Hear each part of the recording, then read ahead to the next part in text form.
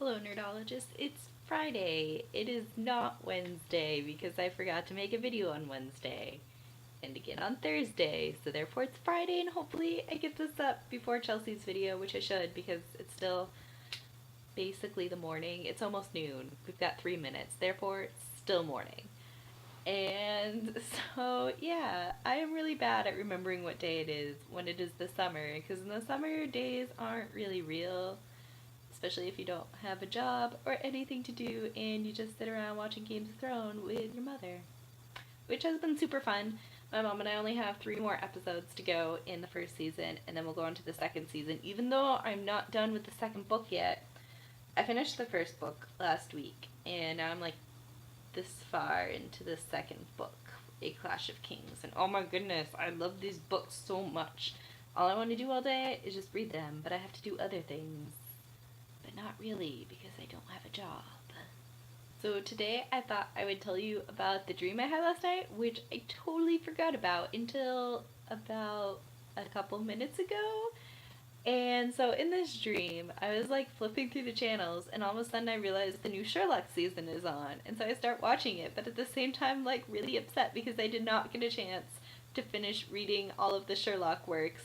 And so I think I decided for that one I had read the story that the episode was based on, but I hadn't read it for next week, and I was freaking out because my goal is to finish reading the entire work of Sherlock Holmes and Arthur Conan Doyle before the next season comes out, and so I'm glad I was so concerned about that I had a dream about it, even though we don't even know when Sherlock is coming out, so I don't understand why I had that dream.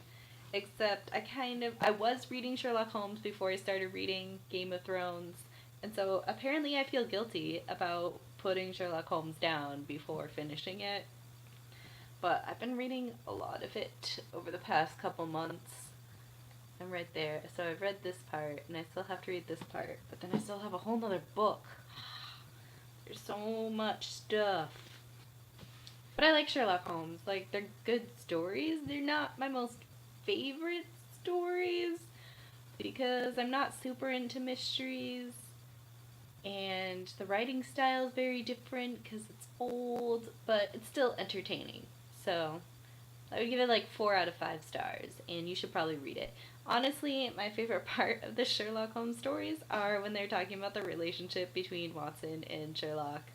Possibly because it's my favorite part of the Sherlock BBC series.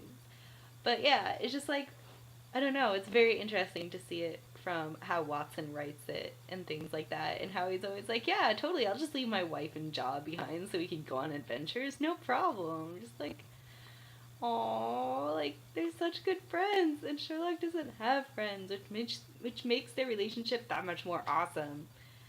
So, yeah, that's what I've been doing with my summer so far. And Chelsea, I hope to see you later today or this weekend or something. And hopefully, I see Michelle on Monday. And hopefully, she doesn't forget, which it is very easy to do in the summer. So, I forgive you.